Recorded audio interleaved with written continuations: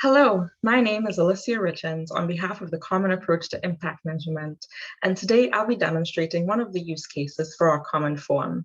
For now, the form is hosted by us here at the Common Approach, but we are working with software providers so that this can be part of the service you receive from your existing impact or enterprise service provider, so that the information is easily pulled out of your existing data management system.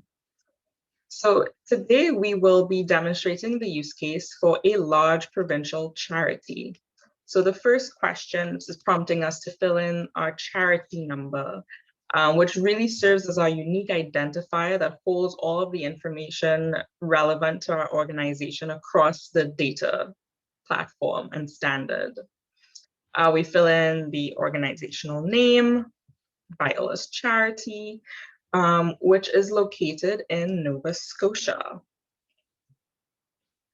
For web address, we copy our website URL. And for contact person, we really just need to have a point of contact in case there are any queries about the information or follow-ups regarding a particular funding application.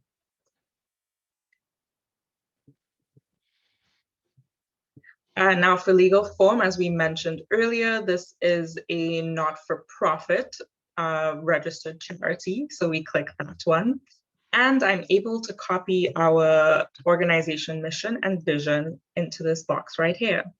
As a registered charity, we do have audited financial statements, so we click yes here.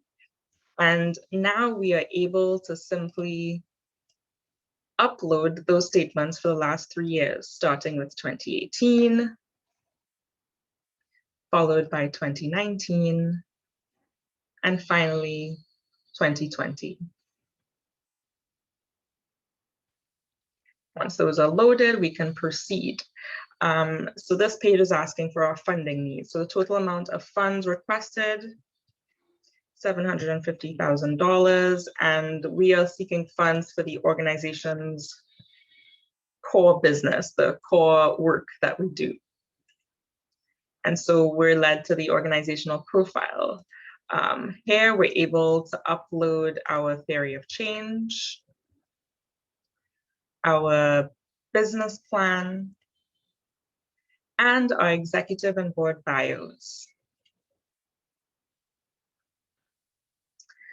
Now, we are part of the Imagine Canada Standards program, so we can click yes here. We don't participate in the B Corp assessment since we're not a business, but we do have a charity data profile, and I can copy the link to that profile right here.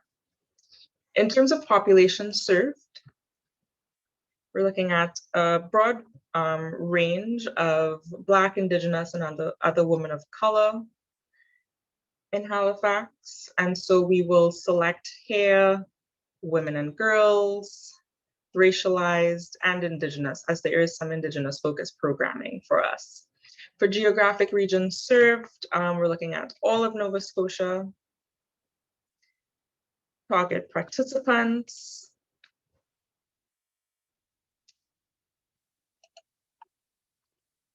and our markets served are really young women leaders of color. And now here to the final page, we have some optional supplemental financial information. None of these questions are required, but they help to paint a more detailed picture to funding organizations.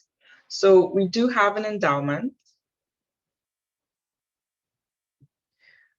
We don't have inventory or revenue as we don't have any sort of business as part of the organization, but we do have some funds raised in fundraising activities and government grants. Now, the common form is able to pull other financial data out of our financial statements from a previous section in order to auto-calculate different ratios, such as our liquidity, resiliency, sustainability, and revenue diversity, along with a few others. But really, for the purposes of the form here, we're done. We click submit, that's it. We never have to re-input this information ever again, with the exception of updating it as needed. So from here, an organization will be able to receive a downloadable version of their common form profile, containing all of their own data that they always own themselves, and is easily exported and shared to the different funding organizations. And really, our broader vision for the common form is to streamline the assessment process for funding organizations, to allow for better data comparability and aggregation for the social sector, and really at the crux of it for social purpose organizations to ease performance measurement, the acquisition of funds, and really the application to get to those funds.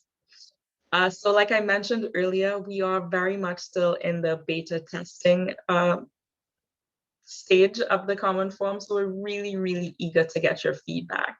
Here's a bird's eye view of those fields we just went through. And we're really keen to know, are there any questions missing? Are there any questions here that are extraneous? We're looking here at basic information and financial information. When we get to that overall organization information, again, are there any questions that we have missed out that you feel should be included for a common form? Or are there any questions here that feel like it's asking for way too much for something that needs to truly be common? We really want to know. So we look forward to your feedback. And in the meantime, thanks so much for watching.